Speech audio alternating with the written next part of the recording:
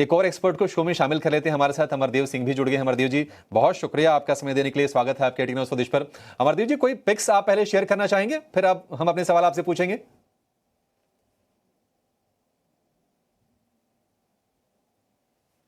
जरूर।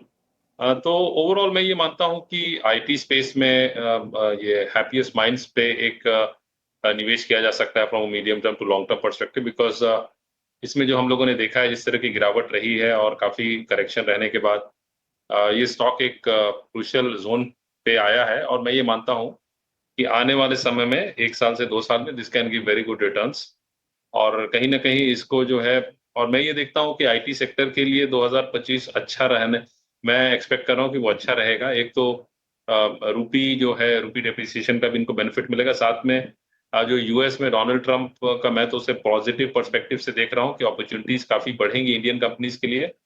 और उसका बेनिफिट भी आईटी कंपनीज को मिलेगा। और यूएस की जो इकोनॉमिक डेटा भी आ रही है वो भी मिक्स्ड है, but slightly on the positive side है। इसलिए जो रेट कट्स एक्सपेक्ट किए जा रहे थे वो भी, 4 रेट कट्स एक्सपेक्ट किए जा रहे थे वो भी नहीं होंगे, शायद 2 हो। That will depend upon the data, but मैं ये मानता हूँ कि इस स्टॉक पे जरूर नजर रख सकते हैं from a medium term to long term perspective from the IT space.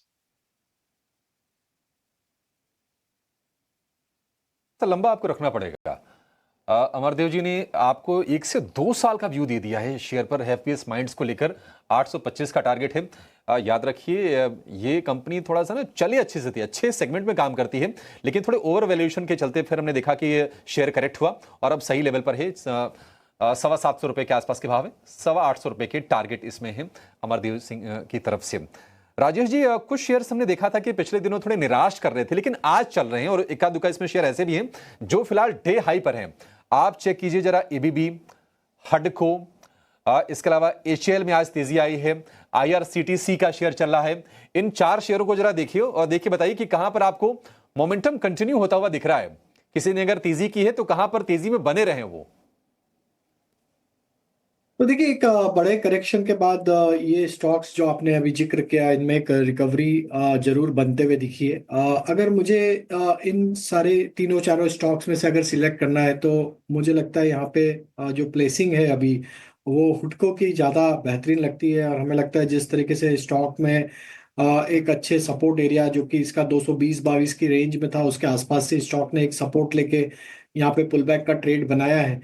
तो हमें लगता है कि ये जब तक अब 220 के ऊपर बना हुआ है, यहाँ पे पॉसिबिलिटी है कि स्टॉक में ये मोमेंटम 258 से लेके 265 की तरफ बढ़ते हुए दिख सकता है। तो यहाँ पे एक रिकवरी का ट्रेंड हमें लगता है हुडको में कंटिन्यू होते हुए दिखेगा। वही हम बात करें तो एबीबी एक अपने crucial and critical support area के आसपास ही ट्रेड करते हुए दिख रहा है। अगर हम इसको देखें तो जो नवंबर में स्विंग लो थे उसके आसपास ही अब स्टॉक एबीबी अब ट्रेड करते हुए दिख रहा है। तो यहाँ पे 6650 के आसपास इसका एक इम्पॉर्टेंट एंड क्रूशियल सपोर्ट है। हालांकि स्टॉक में ऑलरेडी एक बड़ा करेक्शन हमने देखा है पिछले कुछ हफ्तों में। तो अगर ये 6650 के लेवल को होल्ड आउट करने में कामयाब रहता है इस करेक्शन में, तो यहाँ से एक पॉसिबिलिटी है कि यहाँ स्टॉक में भी एक पुलबैक का ट्रेड बनते हुए दिख सकता है।